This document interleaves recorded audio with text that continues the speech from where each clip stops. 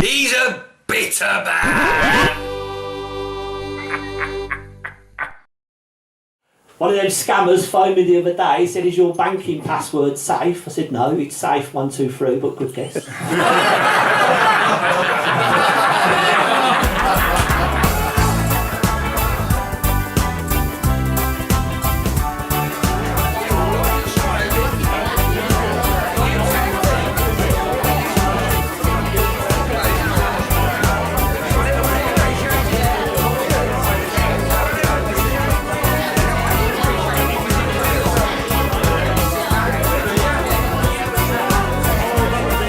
It's nearly 14 years to the day when I done my first ever gig here. First ever gig. I was 37, single, going nowhere in life. Now here I am, 51. I remember when I first came here, my first ever joke was, I said I was here last week, I left my flask in here. If anyone finds it, there's a drink in it for you. Comedy's my first love. So I'd like to know how you started. I wanted to do it forever, since I was younger. And I think it was 2010. Well, it was 2010. I had 2 friends die in the same year. And then I thought, well, it's now or never. So I signed up for this course, this one-day comedy course in Victoria in Birmingham. And to be fair, it was crap. The course wasn't very good at all. But I learnt more that day from another act that was there who'd been doing comedy. It was transsexual Holly. I haven't seen Holly or heard of Holly for ages, but it was absolutely brilliant. Showed me how to work the mic, showed me how to do everything. I learnt more off Holly that day. And I googled open mic comedy. I seen the Hollybush in Cradley, Heath. I went down the week before, loved it. And then I went back the week after, and like an idiot, I took every single person that I know to see my first gig. Did you have a good Christmas? You all have a good Christmas? Yeah. Gives me back my old Christmas memories. I asked my mum, I said, for Christmas, can I have an action figure? She said, yes, if you eat less and move more. I remember as a kid, my dad used to watch things, and my dad's not a laugher, he'd tell you that himself. But when he laughs, do you know what I mean? There's some things on the TV, he'd laugh, and I think, Jesus, I wish I could do that. I went for an interview the other day, they asked me if I was driven. I said, no, I got the bus here. They said, tell me a bit about yourself. I said, it's all there in the probation report. He said, can I ask you marital status? So he said, it depends who's asking, sweet cheeks. You're sort of living in a house with 4 lads, there's 2 brothers and my dad and my mum. It's just pure banter all the time, and then you live on like a big council estate. It's just banter to survive, basically. But then you sort of think, wow, I love this. And then I just think that if you can transfer that onto a stage, it's fantastic. And, some days I'll go out, I'll do a gig, and then I'm out in the pub the next day, and I think, oh, wow, I'm drinking with money that I've earned, doing comedy from jokes that I've wrote, and I think, man, it knocks me back sometimes, because I think, whatever happens in my life, whether I go on to be, something or not, I always look back and go, well, yeah. Quinton's quite rough. I don't know if you all know Quinton. Quinton's quite rough. He's rough. Do you know when you're with the lads and you're in the flat and you've got to go to shopping, you've either got no tea bags or milk, or you ran out of crack, do you know what I mean? It's, and you play cards, don't you have to go to shop, play cards to go to shop. But round by us, we get out tarot cards to see if it's fucking safe enough to go to shop. I love the MC work, I really do. I was talking to a woman last week who worked in Greggs in Tamworth. And, I did say to her, Greggs is the only place in the world where they just go, it's cold, and you go, all right, I'll have it. Do you know what I mean? I'll have it. If you went to Miller and Carter and said, I'll have steak and chips, and they said, it's going to be cold, you go, oh, I'm having that. But you just go to go, can I have a pasta? Yeah, it's freezing stone cold. You go, oh, I'll have it anyway. Do you know what I mean? I was in Birmingham city centre the other day, and one of them charity muggers come up to me, and he goes, one of them charity muggers said, would you like to give £20 a month for Dog's Trust? I said, well, I'll just tickle his belly, that seems to do all right.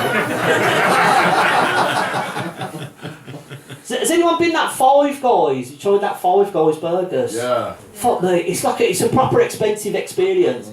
It reminds me of him drinking beer on the roof in the Shawshank Redemption, do you know what I mean? Because, you know it's going to happen once in your fucking lifetime. But they have signs up telling you where today's potatoes have come from, don't they, in there? I said to that, did it come by fucking limousine, the price of your fucking chips, do you know what I mean? I mean, when I first started, I was like an auctioneer. I was going that fast. And I think Nipper Thomas told me, my dad told me, Ryan told me, and I think you mentioned it as well, Dave, that, slow down, enjoy what you're doing. And I think that was one of the main things, is when I first started, I was that nervous. It was unbelievable. I mean, the first gig I ever did, I never took a glass of water on stage, and I'd come off, my gums were up by my nose somewhere, and I looked like one of the Bee Gees by the time I come off the stage. So yeah, I mean, I think it's just enjoying what you do, and that really is, even if you're staring at a blank piece of paper, or if you've got a subject in your head and you want to write jokes, just watch comedy all the time. There's no better subject to learn about than comedy, because all the time you're watching something and you're laughing. Yeah. So, that for me, I've done loads of night courses and stuff like that and given up. But when it comes to studying comedy and comedians, you can't beat it, because, it's a win-win situation. I've been trying to lose weight, and last year I went to Weight Watchers, and they asked a load of stupid questions. The woman said, would you like your body fat measured? I says, go on then, it's 6'2". She says, when we weigh you, we do allow £3 for clothes. I thought, how the hell does she know I shop at Primark? Now, to be honest with you, I've been going there a while, and I was struggling. She pulled me to one side. It's not going very well, is it, Mr. Dodd? I said, not really. She said, what are we going to do? I said, well, it's up to you, Janet, it's your group, do you know what I mean? She goes, She goes, how do you feel about AIDS for diet? I said, well, it's a bit drastic, but I'll give it a go.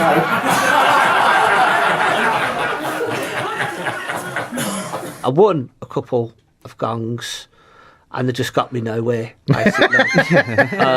Well, you're just cheap labour. Well, basically, I won a gong, and then he never contacted me again. He made me wait around for like half an hour to get the prize money, and then I got 2 bus lane tickets on the same night. I was like minus 60 quid in the end by the time I'd left. But I thought, you know what, I'd get some proper medical attention. So we got one of them things that our doctors that test your strength. Oh, what do you call it?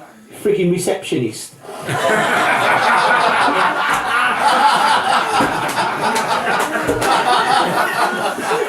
They put me on this exercise on prescription. Basically, it's a note saying the fat kid's got to do PE. So I went along for the induction at the gym, met the fella there, big 6'2", permatan, 6-pack, knobhead, Chad. Took me around the gym, got to the weight. He said, how many reps can you do? I says, well, I've done one in Mallorca in 1995. He said, how do you plan your meal? Says, have a look out the window. If there's a queue at the ship shop, I'll leave it 10 or 15 minutes. Got this app and it tells you how full the gym is. And I look at it and I think if there's more than 10 people in there, they don't need me, so don't bother going. The one competition that I did do that has held me in good stead, and the person has looked after me ever since, was I done the hilarious comedy Ryan Gough. And when I'd done their big gong show, they used to have a big gong show once a year. I think that was in Rugby, I think it was. And the first year I'd done it, I got gonged off with 10 seconds to go. And I just wanted to die. I just thought, this is the saddest thing that's ever happened to me. Because, in a way, it was a good thing, because it brought me down a peg or two, because I thought I was doing really well. But then it was like, Ryan says, you know what, I've seen enough, I like you.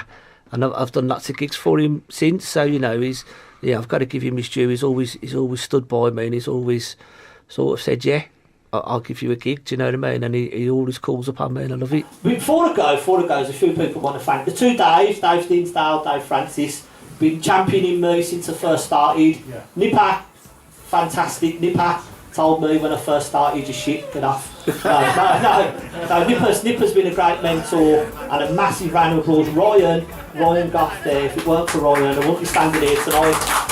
Saved me one of his kidneys back in